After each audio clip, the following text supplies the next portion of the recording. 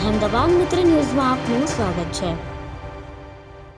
સુરત શહેરના પૂણા રોડ વિસ્તારમાં એક અજબ ઘટના સામે આવી છે, જેમાં એક પરિવારે પૂજા સામગ્રી સાથે ભૂલથી 2 લાખ રોકડ રકમ પણ કેનાલમાં પધરાવી દીધી હતી। જો કે ઘટનાની જાણ થતાં જ ડુંબાલ ફાયર સ્ટેશનની ટીમે તાત્કાલિક કાર્યવાહી કરીને ભારે જહેમત બાદ પાણીમાં ડૂબકી મારી રકમ શોધી કાઢી અને પરિવારને સલામત રીતે પરત કરી હતી।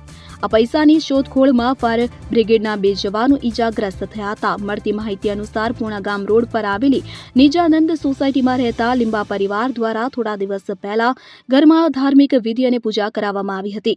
પૂજા પૂર્ણ થયા બાદ તેની સામગ્રી અને ફૂલોને તેમણે કબાટની અંદર તિજોરી પાસે જ રાખી દીધા હતા।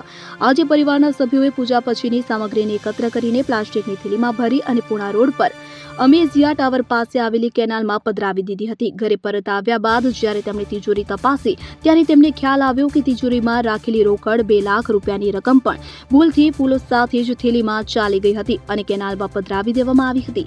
આ બાબતની જાણ થતાં પરિવારજનો ચિંતામાં મુકાઈ ગયા અને તરત જ ફાયર કંટ્રોલ રૂમમાં જાણ કરી હતી। જાણ થતાં જ ડુંબાલ ફાયર બ્રિગેડની ટીમ તાત્કાલિક ઘટના સ્થળે પહોંચી હતી। ફાયર સબ ઓફિસર સુનિલ ચૌધરીએ જણાવ્યું હતું કે ફાયર બ્રિગેડના માર્શલોએ કેનાલમાં ઉતરીને પાણીમાં ડૂબકી મારી શોધખોળ શરૂ કરી હતી। પાણીના પ્રવાહ વચ્ચે પણ ટીમે ધીરજ રાખીને સર્ચ ઓપરેશન ચાલુ રાખ્યું હતું। થોડા સમયની મહેનત બાદ તેમને 500 રૂપિયાની નોટના 4 બંડલ મળી આવ્યા હતા, જે કુલ મળીને 2 લાખ રૂપિયા હતા। શોધી કાઢેલી આ રોકડ રકમ ફાયર બ્રિગેડની ટીમે લીંબા પરિવારને પરત કરી હતી।